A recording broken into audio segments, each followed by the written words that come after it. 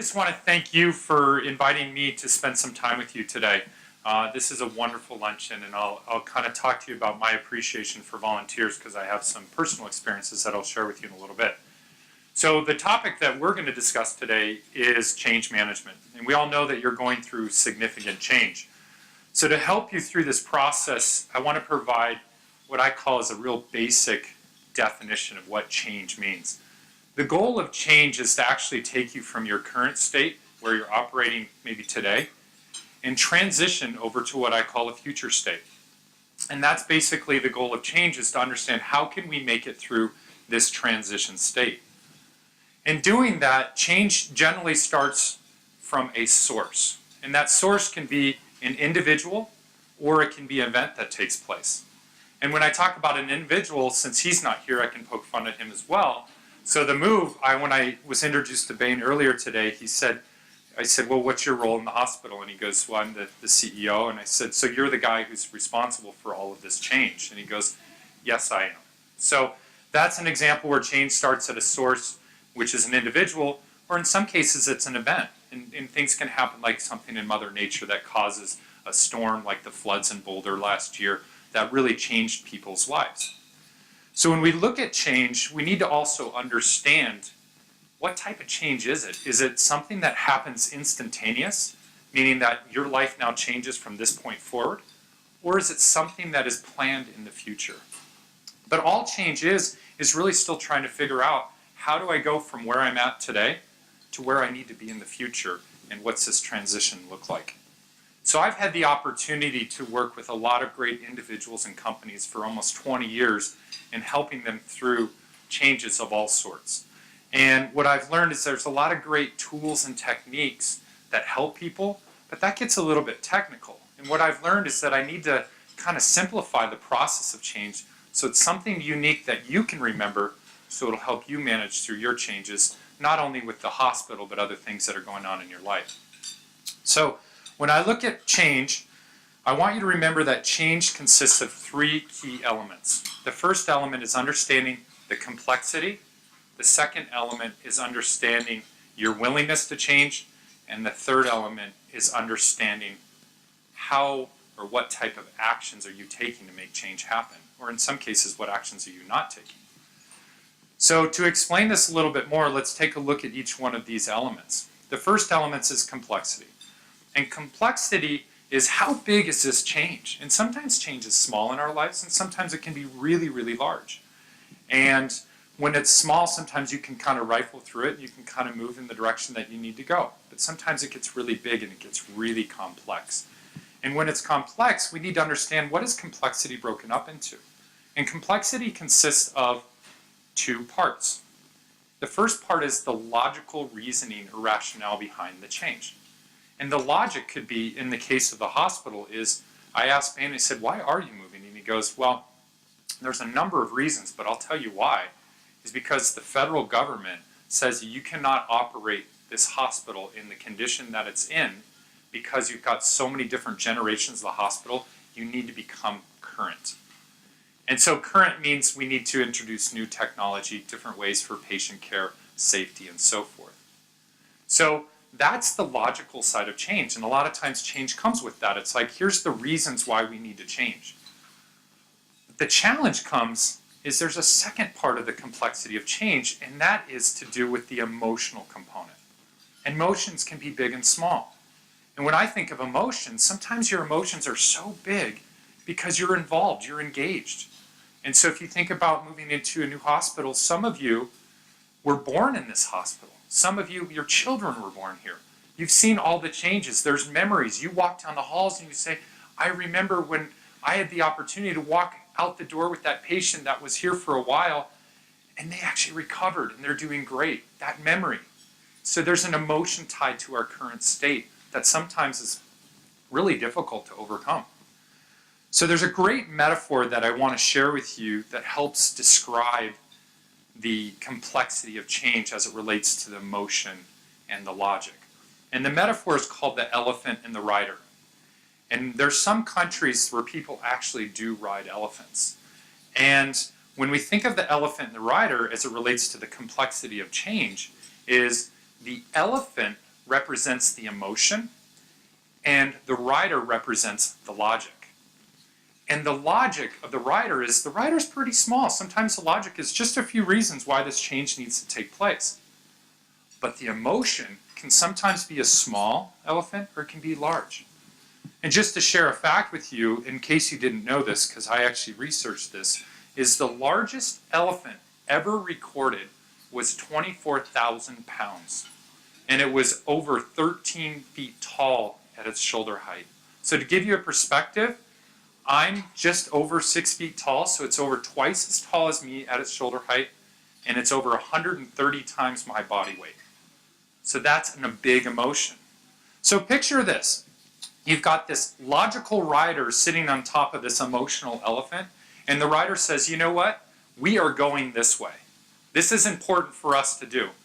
And the elephant, the emotional elephant, being quite large, goes, we are going this way because this is where my emotions are taking me. And guess who wins that challenge? The elephant, right? So our goal when we're managing through change is try to understand how can you get the elephant and the rider working together. So that gives you a perspective of the first element in managing through change is understanding complexity, which is your emotions and the logic of that change. So once we understand the complexity, we need to understand the second element of managing through change, and that has to do with your willingness to change. How willing are you? Do you want to change? And so when I look at this, I call it my change management traffic light. And we all know that traffic lights have three colors. There's red, and there's yellow, and there's green. And if you're willing to change is green, it means that you're pretty much good to go. I get it. I understand the importance of this change. I'm emotionally ready for this change. So I'm going to go from my current state to my future state, and I'm going to transition with ease. Now, if your willingness to change is yellow, it means that you're proceeding forward with a little bit of caution. You're kind of taking some small steps. And that caution is in place because you need to acquire some knowledge or some new skills or talk with your friends, your colleagues about what's going on with this change. Like, what could I learn more about this change to help me through it? You may want to talk to your manager or somebody that has specific knowledge about the change. And that will help you transition through that change. Now, once you understand that you're yellow, you can actually make that transition and it can happen. Now the challenge is if your willingness to change is red, it means you're unwilling to change. And that happens, and that's just a reality. And when you're unwilling to change or your traffic light is red, it says that there's some work to be done. And when I think of change, remember I started out saying that we want to go from our current state to a future state, and we go through this transition. And unfortunately, when you're in this red state for your willingness to change, is your transition actually dips down, and it actually gets stuck. And you get stuck in what I call the valley of despair. You do not want to change. And that's tough. So we need to figure out ways that we can actually move ourselves out of this valley of despair and get over to this future state. So I've talked about the first two elements of managing through change. The third element has to do with the actions that you are taking to make change happen, or in some cases the actions that you're not taking. So a way to describe this is that I like to say that each one of us has our own personal change shopping cart. And that shopping cart is something that we hold on to, and we put things in our shopping cart that enable us to change. And these things are interactions with others, things that I think about, things that I read about, things that I watch, conversations with others. Those are all things that help us through change. Maybe I go through a training class, something to enhance my skills. And that's on my change shopping cart. But the beauty of this is I walk into the change management store, and if you can imagine the size of the change management store, the aisles go on forever, the shelves go up super high, and you have the ability to fill your change shopping cart with a lot of different things, some of them positive, and unfortunately some of them negative. And depending on the size of your change, your shopping cart might be giant or it might be pretty small. But our personal change shopping cart enables us to actually manage through this change. It's like, what are we doing about this change? And sometimes we don't put anything in there, which is why we get stuck in our valley of despair. So as we look at the three elements to manage through change, it seems pretty straightforward, but what I learned is that I was always a really good teacher about change, but the challenge came to me is when I had to change personally. So what I want to share with you is a story that kind of goes back 2 years. And with my story, I want to share with you on how I was managing through change. And I actually had a few wake-ups to understand to say, are you practicing what you preach? And in some cases, I definitely wasn't. So my story goes back 2 years. And I was at a critical point in my career where I needed to make a decision. And the decision was something that was really important. And the way I want to position is I needed to save my life. And the reason why I needed to save my life is I was in a pretty consistent mode of working 70 to 80 hours a week for several years, probably about 13 to 15 years straight. And it was wearing me down, and I needed to change. Work was so important to me, but it wasn't working out. So I needed to make a change. But let me give you some backdrop of how I got to that point. So if I go back over 20 years prior to that, is in my late teens, I set this goal. And this goal for me was to be the CEO of a Fortune 500 company. And I was always drawn to business and the excitement that was going on with business. And I looked up to the CEOs in a sense of what I read about and what I was aware of, is CEOs had the ability to make change happen at a very large scale. And I liked the CEOs that had a positive message, and I was excited about that. So that was my goal. And along with that goal, I was also particularly interested into what they had and the materialistic things that I read about what CEOs had. They had cars and houses and went on fancy vacations, and some of them even had planes. And I'm like, I might like that. So I went down this path of saying I want to be the CEO of a Fortune 500 company. But I also had some personal experience of witnessing. I have a wealthy uncle that works incredibly hard, and he still works incredibly hard, upwards of 16 to 20 hours a day, and he's in his mid-70s, and that's all he does. He just works. But what I saw as a kid was all the places I got to go visit that he owned. And I saw the houses and the boats and the cars and the fancy vacations, and I wanted that too. So I had a role model.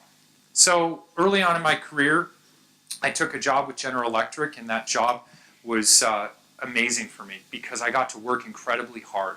My last name is Drever, and so the nickname that I got at General Electric was Drever the Driver, because I was so driven to succeed and so driven for results, and I just wanted to climb that ladder to get to my goal. And I was making great progress, and my job after General Electric, I worked for PricewaterhouseCoopers, who's a large management consulting firm at the time, and I love that too because I kept on getting promotions. And with those promotions, I started to get those other things. I purchased a big house in a fancy neighborhood. I bought a vacation home in the mountains. I went on amazing vacations, and everything was going on this path that I was looking to achieve that big goal. Well, as I was on that path in my mid to late 20s, things were happening that started to introduce some emotions that I had never experienced before. And I was sitting at my desk when I was 26, and a good friend of mine called me. And it was a call I never wanted. My best friend from when I was 4 years old passed away. He died while skiing in Alaska. And that hit me hard because he was 26, and I thought as a 26-year-old I was invincible. I would live forever. And it hit me hard, and I had to rethink about maybe this strategy isn't really good for this career growth that I was looking for. But I stuck with it, but I started to think a little bit better about it, and I started to think about the emotional side of what was going on with me. And while I was going through this change with my friend passing away, I actually met somebody wonderful who happens to be now my wife, and I started to introduce new emotions. And it was emotions of love, and it was emotions of sharing a relationship with somebody else. Super exciting. And we were having a blast. I still worked incredibly hard, but we were having a lot of fun. 6 months after my wife and I got married, I was actually helping out my dad. And my dad has a small business up in Louisville. And I was in his house, and it was just he and I was helping him with his business on a few things. And during that meeting, my dad was 58 years old at the time, and he was very healthy. He ran a triathlon a few months prior, and he was just doing really great. Well, he collapsed, and he actually had a massive stroke, and he passed away 2 days later. And that changed my world, because not only did I lose my best friend a few years prior, I now lost another great friend and my father. And it was incredibly challenging. You know, that has changed. I mean, there was a lot going on. And I started to really challenge my thinking and saying, you're so focused on this big long-term goal that you now had set like 10 years prior. But is that important to you? You now have these new emotions. Not only do you have the emotions associated with loss of life, but you also have emotions of gaining a new relationship. So my emotional elephant was actually growing alongside of this logic that I had been holding on that was almost encoded in my DNA at that point in time. So I still charged ahead, and I was really, focused, and, I was unwilling to make change happen. I mean, that's just the reality of my story and that at that point in time in my life. So a few years after my wife and I got married, we decided to have our first child, and it was super exciting. And we were excited, I mean, he happened to be a boy, and about 6 months into pregnancy, we decided to go on a little weekend retreat because we knew that, this was maybe our last hurrah, just her and I, before we introduced somebody new into our family. So we decided to go up to our place in the mountains, and we stopped by my in-laws' house on the way up and dropped our dog off, and we were having a wonderful lunch with them. And what had taken place at that point in time, and just to take a couple of days prior to heading up to the mountains, I actually got a significant recognition from the management, some of the work that I've been doing in management consulting, and I was asked to speak at a conference in New York City. And I was so excited because I was getting recognized for a career achievement. And so I went out to New York City. I stayed at the Waldorf Astoria, which is a famous hotel in New York, and I loved it. But while I was in New York, I actually wasn't feeling well, and I was really congested, and I had a headache that was getting at me, and I ended up doing the presentation. Things went really well with that, and then I flew home after that, and I went to the doctor, and they said, it looks like you have a sinus infection. I said, oh, no problem. They gave me some meds. And so now to bring you current, we were heading to the mountains, and I'm at my in-laws' house, and I thought I felt fine on the drive over, but that headache came back really quickly. And with that headache, it also brought something new, which was a fever. And my mother-in-law's a nurse, and she was watching me really closely, and she said, I think it's time for us to go to the hospital because my fever got up to 104 degrees. And as an adult, we all know that that's extremely high. And this headache was unbelievable. And I was a bit delusional at that point in time. I didn't know what was going on. I was kind of telling my wife that there's Mickey Mouse characters chasing me around the room. I mean, so I went to the hospital, and I was diagnosed. I actually had meningitis. And it was really serious. And what was interesting about how I responded to it was I was more interested in just getting out of the hospital so I could get back to work. That's what my mindset was. That was the logic that was in me. I was pretty driven at the time. So I did get out of the hospital. I did recover from it. I accelerated trying to get back into work a little bit faster, which had some short-term setbacks, but I overcame them. And our son was born a few months later, super exciting. We made some changes in our lifestyle. I did travel quite a bit, but I ended up working more locally, which was helpful. I still worked a lot, but at least I was a little bit more present in the evenings. A few years later, we decided to have our second child, which happened to be another son. And the ironic part of this is about 5 months into my wife's pregnancy, I was sitting at my desk, and I was actually felt really good, like health-wise. But it was exactly 3 years to the date. It was the Friday before Memorial Day weekend. So 3 years to the date that 3 years prior on that Friday, I checked into the hospital for my meningitis. 3 years to the date, I'm sitting at my desk, and my chest felt really tight. And I was like, uh-oh, what's going on? And I was trying to convince my wife that it was something that it was, no big deal. She's much smarter than I am, which I hope all males know that. And she said, we've got to go to the doctor. We've got to go to ER. This is silly. She said, A, I'm 5 months pregnant, so you can't fight with me right now. And B, we have another son on the way. We've got a little one that's running around the house, and I want to make sure you're okay. I went to the hospital. I went to the ER, and it was determined that I had an issue with an irregular heartbeat. And it was something that, fortunately, I was able to meet with a great team of cardiologists that actually helped me through the process, and they performed a procedure, and it was related to a circuitry issue, and they fixed it. And so that was the positive side. But I sat there with my cardiologist after the procedure was done, and he said, I need to ask you a few questions. And I'm like, all right. And he goes, you're a young guy, and you look to be healthy. We need to figure out what's driving these illnesses. You had meningitis. It's very serious. It attacked your brain. You've now had an issue with your heart. These are two pretty vital organs last time I checked. And he's like, I need to ask you a few questions. He goes, do you have a family history of any heart issues? And I said, no, I don't. And he says, do you drink? And I don't. Do you smoke? No. Do you do drugs? No. Do you exercise? Yes, and routinely. Do you eat well? Yes. And he goes, I don't get it. It's not making sense to me. He goes, can you actually describe a normal, typical day that you have to me? And I said, yeah, it's actually pretty straightforward.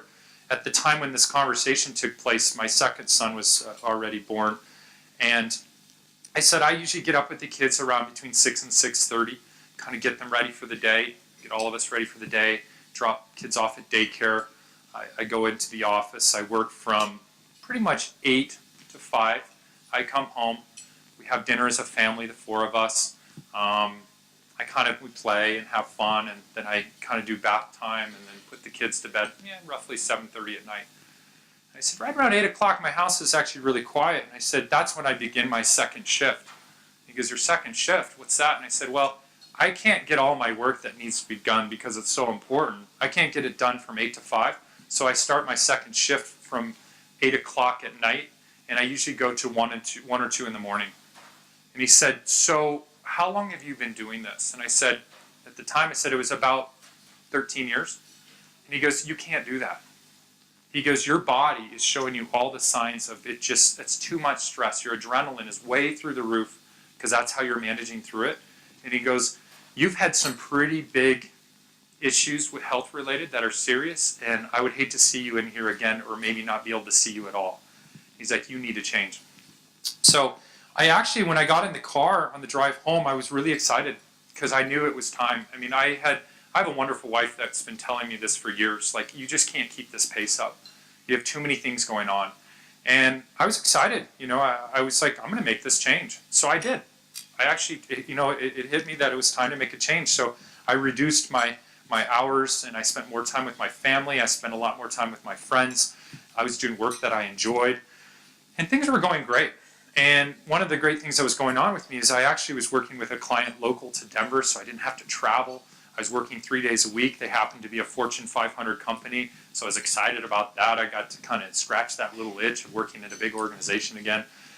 And one day while working at this organization, the guy that I was working for, he pulled me aside and said, hey, I've been promoted, and I'm actually going to be moving to another one of our other offices in a different city, but we would like you to offer you my role. Would you come join us full time? And I took 3 seconds to respond. I said, no. I said, I can't do that. I've changed my life. I didn't tell him all that good stuff, but I just said, I appreciate it, but no. So as most leaders that I know, he doesn't accept no for an answer. So 2 weeks later, he approached me and said, hey, I've talked to our executive team. And remember, this is like a Fortune 500 company right up my alley. I was excited about it. But he goes, I've talked to our senior leaders, and we really want you on board. So here's what we're prepared to offer you. This is the position, this is your responsibilities, and this is your potential compensation. I said, I appreciate it. I'll take it back. I'll talk to my wife, and I'll get back to you. Went home, talked to my wife, and we just said, what, this isn't going to work. This is going to take me back to where I used to be. Working a ton, not seeing the family, disconnecting from everybody else but work colleagues, and it's not going to work. So I came back to him, and I said, no. And as all good leaders, he came back to me a few days later, and he said, I haven't asked you an important question. He goes, what would you like? I said, oh, what would I like? I said, let me go talk to my wife. So I went home, and I talked to my wife, and I said, they asked us, what do we want? She goes, oh. So we kind of hashed it out, and we both agreed that there's some downside, but we don't have to make this change forever if we want to try it. And she knew that deep down I had this long-term goal of becoming the CEO of a Fortune 500, and this might just get me a little bit closer to that. so I could kind of check that off my list. And I went back to, we agreed that let's try this. And so I went back to the company and I said, you know, we'll do it. Here's what I'm looking for, an executive level position, this type of roles and responsibilities and this compensation package. And he looked at me and he goes, okay. And it wasn't that I could put the list out to say I want the world. I was still within reason. And so I took on this job. I was actually really excited because I started traveling. I was working in Indonesia and I was working in Australia and Africa and Peru and all over the world. But what I was doing is within 6 months, I was almost back to where I left myself back in this working 70 to 80 hours a week. But what was different now is I had 2 little kids. So I pushed the burden of raising a family onto my wife, which caused a ton of stress in our relationship. And I actually started to realize after about 6 to 9 months in this job that I actually wasn't happy. And I know I was attaching myself to this goal, but I just wasn't really enjoying myself. And it was really hard for me, you know, and I struggled because I'm like, stick with the goal. That's what you want. But my emotions were telling me, like, the elephant inside of me that was growing pretty quickly was taking me over here going, you know what, you have these beautiful children. You've got these great relationships with friends that you've rekindled that you left, you know, when you were kind of working too hard. You got an awesome relationship with your wife, and you're having fun. And so I struggled. I mean, I really did. And I struggled because I knew change needed to take place with this. And so I worked with some really dear friends through this process that kind of helped me through to say what's going on. And within a year, I actually decided to leave this organization. But just prior to leaving the organization, it was my 40th birthday, and I wrote myself a note. And I just needed to do this to help solidify the reasons why I'm changing. And I said, happy birthday. Your present this year and for the years to come is the greatest gift one can give oneself. The chance to be you, the time to enjoy your family, and the ability to laugh with your friends, and the creativity to build out your dreams. A few years ago, you entered a new chapter where you inked a few pages in creating value at a terrific organization. The new friends, experiences, and lessons learned are truly priceless. The time has come to close out this chapter and explore a new one. As you embark upon this journey, put aside your fears and take on every challenge with the tenacity of a champion. Go on and deliver greatness. Your greatest supporter, me. So I wrote myself this letter because I needed to bring closure. So I told my manager or my boss, I said, I'm going to move on. And he understood. I talked to him about it, and he was kind of aware of some of the challenges I was facing. So I moved on. So I finished in that job on April 12th of 2012. On April 13th, I remember sitting on the couch, and it was actually my wife's birthday. And we actually sat down and said, what do we want to do? Kids were in school, and we're like, what do we want to do? Like, the world is ours. And we made a decision. We said, well, now that you're not working there and do some other things, why don't we move to the mountains? We've always loved the mountains. So we said, yeah, let's move to the mountains. So we put our house on the market, and we actually moved to the mountains over that summer of 2012, and a lot was going on. You know, you're selling a house, you're buying a house, enrolling kids in school, trying to get into a new community. A lot was going on. And so when fall came of 2012, I actually kind of observed the family, and I said, let me just take a look at what's going on with the kids. And the kids, you know, how are they feeling? And I looked and like, oh, they're meeting new friends. They love their new school. They are loving this change. And I looked at my wife and I said, you know, how is she doing? And she was loving it as well. She's spending time with some new friends she met. She's in the outdoors. We're spending time together. She's loving it. And then I had to do this personal evaluation to say, how am I doing? And amazingly, I wasn't doing good. I was actually unhappy. And I was like, why am I unhappy? Like, I'm living in this beautiful place, you know, and I'm with my kids more, and my family more, and I'm rekindling old relationships that I let go, and I'm meeting new people. I'm like, what's wrong? So what I did is I said, you know what, I teach change all the time. Why don't I actually take a look at what's going on with me? So I said, 3 elements to change. I said, the first element is, what's the complexity of this change? I said, well, there's some logic involved in this change. And some of the logic is I've been tied to this old goal that for some reason I'm not letting go of. And then there's an emotion. And a big emotion's tied to this. Not only do we move to a new relationship, I actually kind of letting go of that old goal, and I kind of call it like death of a dream. I mean, I had to let that thing go, and it was hard for me. Then I had to take a look at the second element of change, is to say, what was my willingness to change?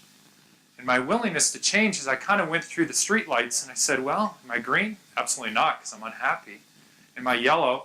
I said, I don't think so, because there's not a lot of things I think I'm doing to make this change happen.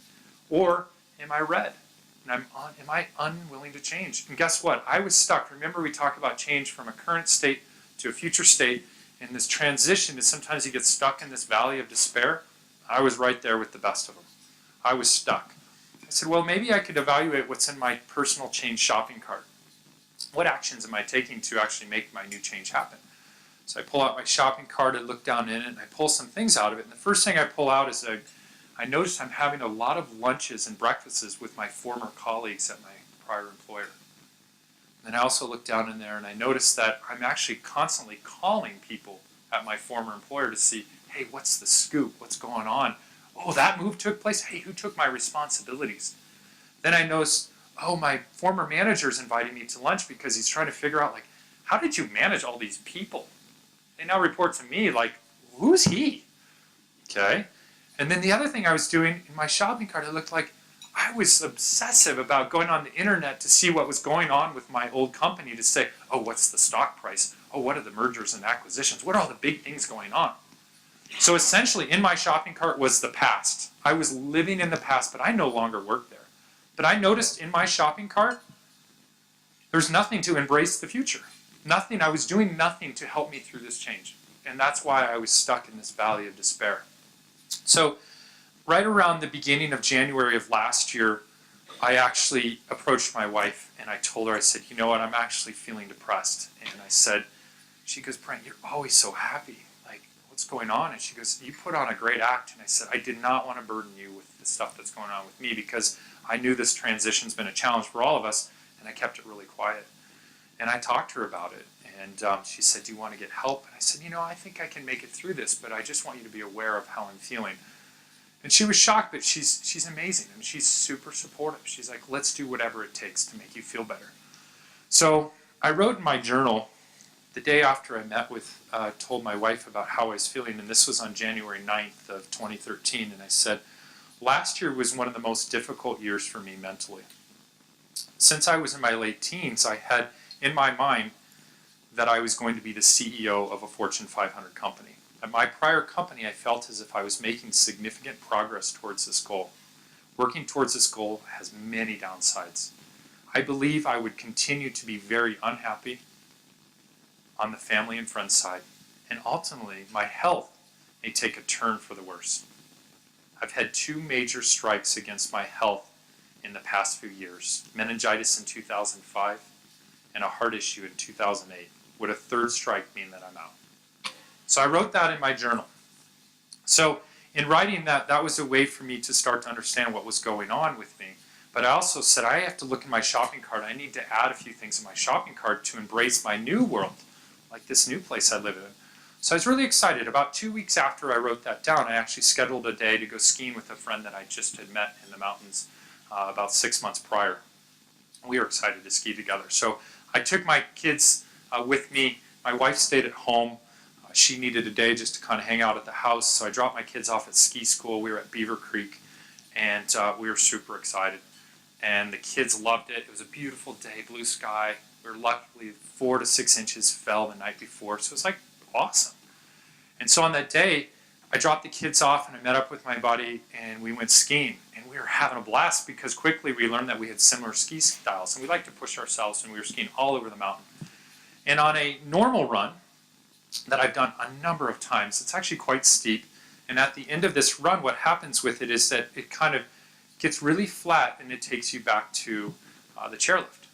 And so I had a lot of speed because I never want to be the guy pushing and pushing. I just want to sail through that flat part. So I was going pretty fast, and at the bottom of this run, my right ski actually caught an edge, which meant that it pushed my body this way, which caused my left leg to come up. And what had happened was when I did that, the momentum of my speed actually made me flip over. And I flipped over, and I was going pretty fast, and I landed right here. And I had a helmet on, so I never lost consciousness. But what happened was crack and crunch. And all these things happened. And instantly, like the thoughts in my mind were, first went to my children, like, oh my gosh, they are on the mountain. Am I alive? Literally, that's what's going on in my head.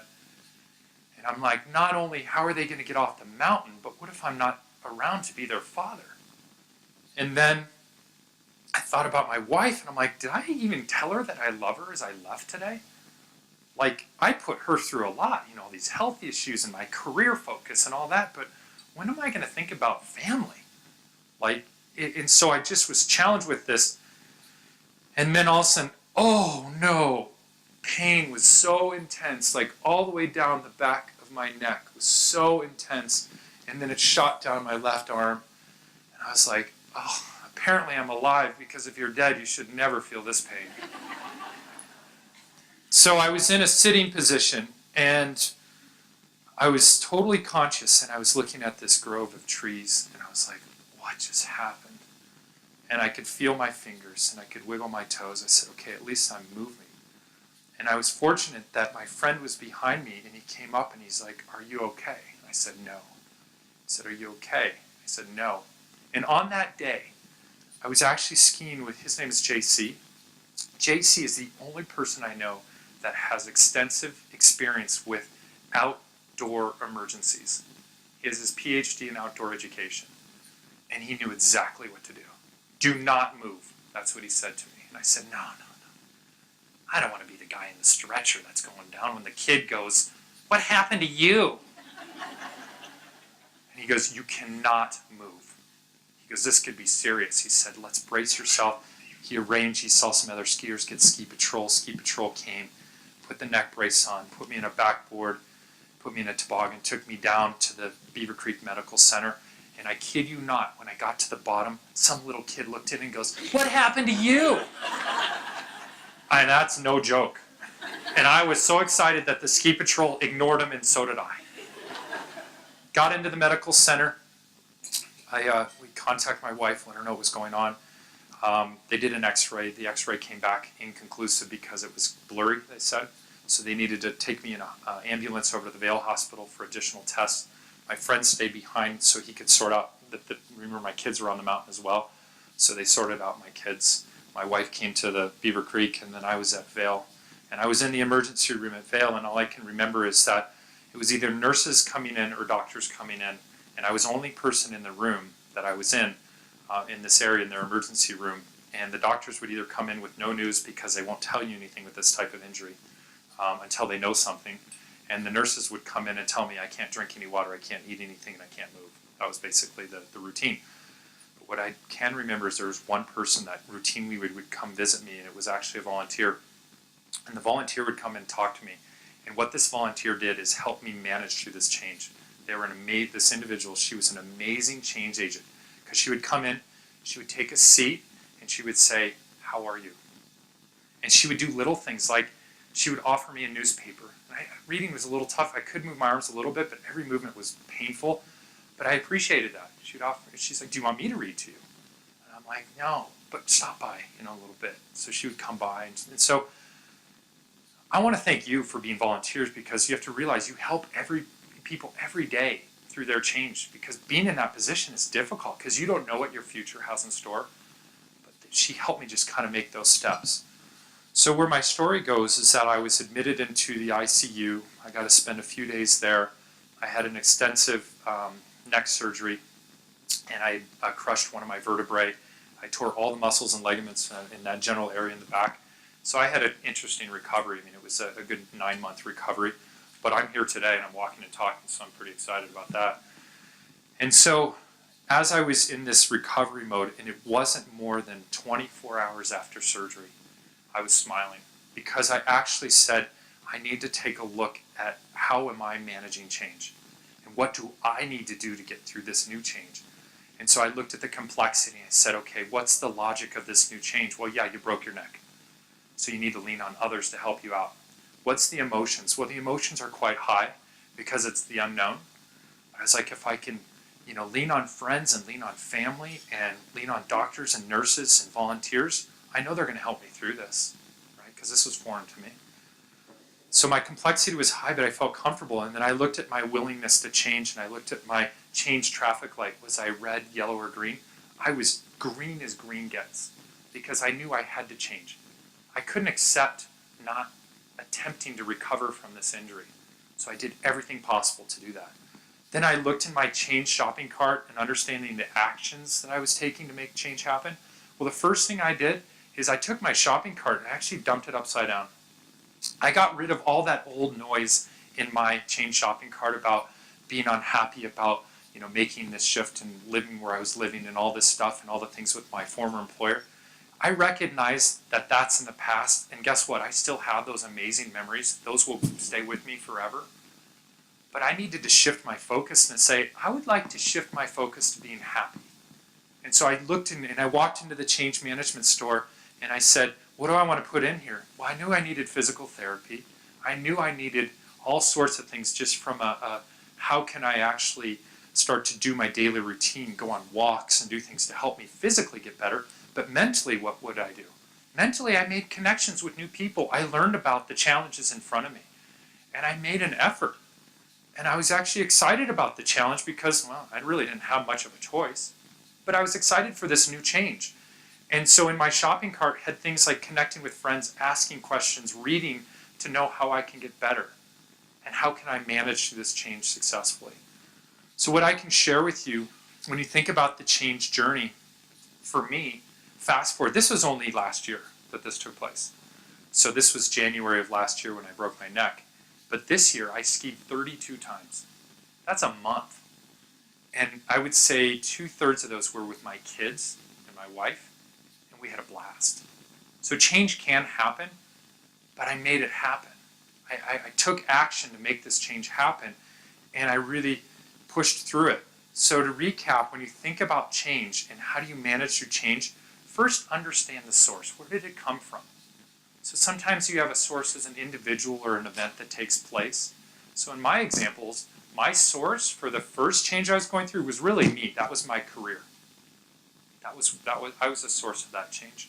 The second change that I went through had to do with my injuries. So yeah, I guess I was a part of that, but I don't know if I signed up for breaking my neck. But I understood the source. And then I had to understand, okay, what are the 3 elements of change? So understand your complexity. Like, take on that emotion.